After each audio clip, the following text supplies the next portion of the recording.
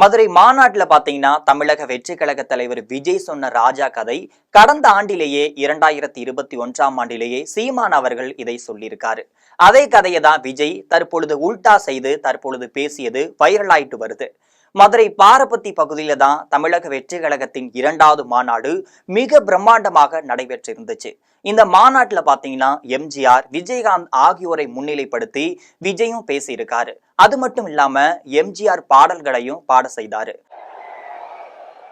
எதிர்காலம் வரும், என் கடமை வரும், இந்த கூட்டத்தின் ஆட்டத்தை ஒழிப்பேன்.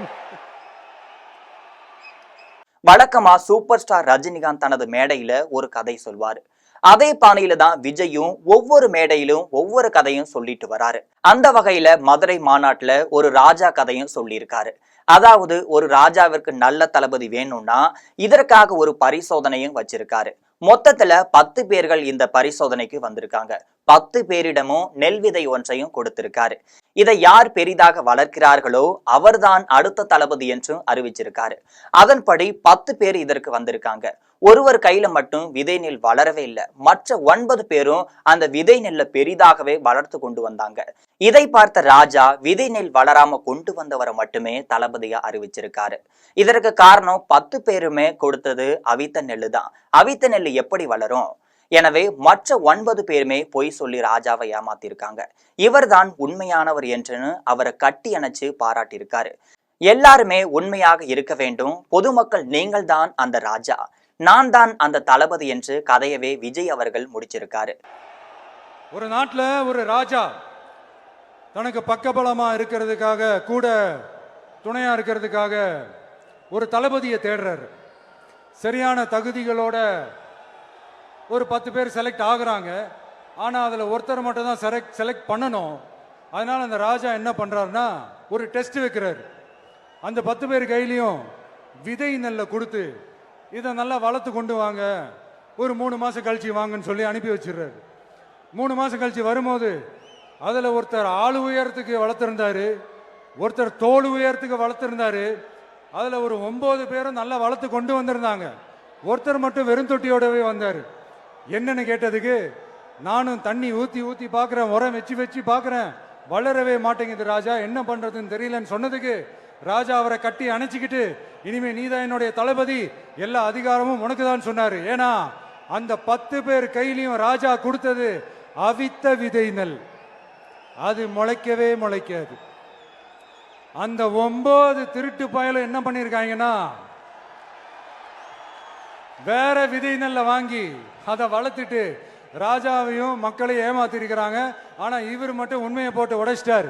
அதனால ஒரு நாட்டுக்கு திறமை எந்த அளவுக்கு முக்கியமோ அந்த அளவுக்கு உண்மையும் நேர்மையும் முக்கியம். இப்போ நீங்க எல்லாரும் தான் அந்த ராஜா. இந்த கதையை பார்த்தீங்கன்னா 2021ஆம் ஆண்டே வெளிவந்திருக்கு. கடந்த 2021ஆம் ஆண்டு தேர்தல் பிரச்சாரத்தின் போது பார்த்தீங்கன்னா நாம் தமிழர் சீமான் தான் இந்த கதையை மேடையில பேசியிருக்காரு. அவர் பேசியதற்கு விஜய் பேசியதற்கும் ஒரே ஒரு வித்தியாசம் தான். விஜய் பேசும் பொழுது ராஜா என்றும் தளபதி என்றும் குறிப்பிட்டிருக்காரு. அவனுக்கு பின்னாடி நாட்டை ஆள்வது யார் என்ற சந்தேகம் அவனுக்கு வருது. என்னடா பண்ணலாம், நமக்கு பின்னாடி நம்ம இந்த நாட்டை ஆள ஒரு இளவரசன் தேவைப்படுறானே அப்படிங்கும் போது ஒரு தேர்வை வைக்கிறான், ஒரு போட்டியை வைக்கிறான். நாடெங்கிலும் தண்டோரா அறிவிக்கப்படுது, பறை அறிவிக்கப்படுது.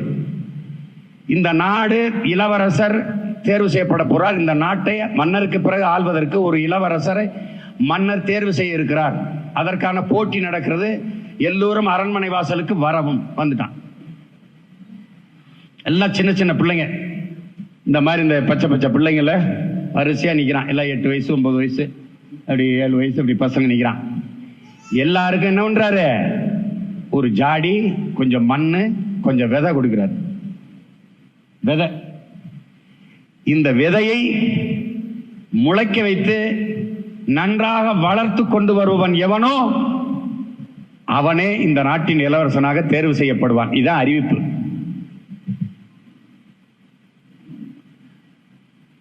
எல்லாரும் வாங்கிட்டு போயிட்டான். அதுல ஒரு ஓலை குடிசையில ஒடுங்கி அடங்கி வாழ்கிற ஒரு ஏழை தாயின் எளிய மகன் ஒருவன் வரான். அவன் ஒரு சின்னவன். அவன்கிட்டையும் விதை கொடுக்கப்படுது, ஜாடி கொடுக்கப்படுது, அதுல மண் இருக்குது. அந்த ஏழை தாயின் மகனும் தாயும் சேர்ந்து அவனுக்கு இன்னும் தினம் அதுக்கு விதையை ஊற்றி விதையை போட்டு தண்ணியை ஊற்றி ஊற்றி ஊற்றி ஊற்றி பார்க்குறான். அது முளைக்கவே இல்லை. அது முளைக்கவே இல்லை. அரசர் அறிவிச்ச நாள் வந்துருச்சு, செடியை கொண்டு ஒப்படைக்கணும். அந்த ஏழை தாயின் மகனை அழுறான். முளைக்கவே இல்லையே, நான் எப்படி போய் மன்னர் முகத்தில் முழிப்பேன், நான் எப்படி கொண்டு போவேன் அம்மா அப்படின்னு. நீ முயற்சி செய்தாய் இல்லையா மகனே, நீ தொடர்ந்து அதை முளைக்க வைக்க போராடினாய் இல்லையா மகனே, அதை போய் நீ மன்னர் இடத்துல சொல்லிட்டு வா, நீ கொண்டு போ, நீ போயிட்டு வா அப்படின்னு எல்லா பிள்ளைகளும் போகும்போது முளைக்காத அந்த சட்டியை தூக்கிட்டு அந்த ஏழை தாயின் மகனும் போறான். எல்லாரும் காட்டுறான், என் செடி இப்படி வளர்ந்துருக்கு பாருங்க, என் செடி என்னைத்தான் தேர்வு செய்ய போறார், நான் நல்லா உயரமா வளர்த்துட்டேன், என் செடி கொழு கொழுன்னு நல்லா பச்சையா இருக்கு, என்னைத்தான் தேர்வு செய்ய போறார் மன்னர் நினைச்சிருக்கான். மன்னர் என்ன பண்றாரு, எல்லாரையும் நகர்த்தி நகர்த்தி விடுறாரு. இல்ல இல்ல இல்ல இது இல்ல இது இல்லைன்னு கடைசியா முளைக்காத ஒரு சட்டியை கொண்டுட்டு வர்றான்.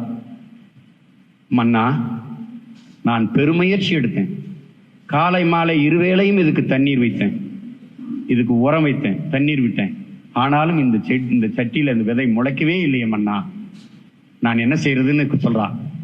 அப்படியே அவனை இருக கட்டி பிடிச்சு இந்த நாட்டிற்கு இளவரசன் கிடைத்து விட்டான்னு அவனை தூக்குறாரு. எல்லாரும் வேங்குற, என்னடா முளைக்கவே இல்லை, வெறுஞ்சட்டி வச்சிருக்கிறோட போய் கட்டி பிடிக்கிறா அப்படின்னு. அவர் மன்னர் சொல்றாரு, நீங்கள் எல்லோரும் ஏமாற்றுக்காரர்கள், இவன் ஒருவன் மட்டும்தான் உண்மையானவன். ஏனென்றால் நான் உங்களுக்கு கொடுத்த விதைகள் எல்லாம் அவித்த விதைகள், அது எப்படி முளைக்கும்? நீங்க எல்லா பயிலும் வேற விதைய போட்டு முளைக்க வச்சு கொண்டு வந்துட்டீங்க அயோக்கிய பயல்களா பதவிக்காக. அவன் உண்மையை வந்து சொன்னான், இவன் தாண்டா இந்த நாட்டின் இளவரசன். இந்த கடைசி ஏழை தாயின் மகன்களாக இருக்கிற நாம் கடைசி வரைக்கும் முளைக்குதோ முளைக்கலையோ உண்மையா இருப்போம். ஒரு நாள் மக்கள் இந்த அதிகாரத்தை நமக்கு தந்து முடிசூட்டுவார்கள், அது எந்த சந்தேகமும் இல்லை. போட்டு குழப்பிக்கிறத வெல்லுவோமா வீழ்வோமான்னு, உனக்கே உன்னை பெருமையா இருக்கும். நீ ஆரம்பிக்கும் போது ஒண்ணுதான், நீ இன்னைக்கு 7 விழுக்காடு 30 லட்சம், முதல்ல 4.5 லட்சம், இன்னைக்கு 30 லட்சம், இது 3 கோடியா மாறுவதற்கு ரொம்ப நாள் ஒன்று ஆயிராது. ஆனால் சீமான் பேசும்பொழுது ஒரு ராஜா என்றும் இளவரசர் என்றும் குறிப்பிட்டிருந்தார். இதை தவிர இருவரும் பேசியது ஒரே கதைதான் என்பது தெரிய வந்திருக்கு. இது குறித்து சீமானிடம் பாத்தீங்கன்னா செய்தியாளர்கள் கேள்வி எழுப்பியிருக்காங்க. அப்பொழுது சீமான் என்ன சொல்றாருன்னு பாத்தீங்கன்னா, தம்பி விஜய் பேசியதுல ஒன்று தவறில்ல, அந்த கதையை இந்த நிலத்திலேயே நான் தான் முதல்ல சொன்னேன்னு சீமான் அவர்கள் சொல்லியிருக்காரு.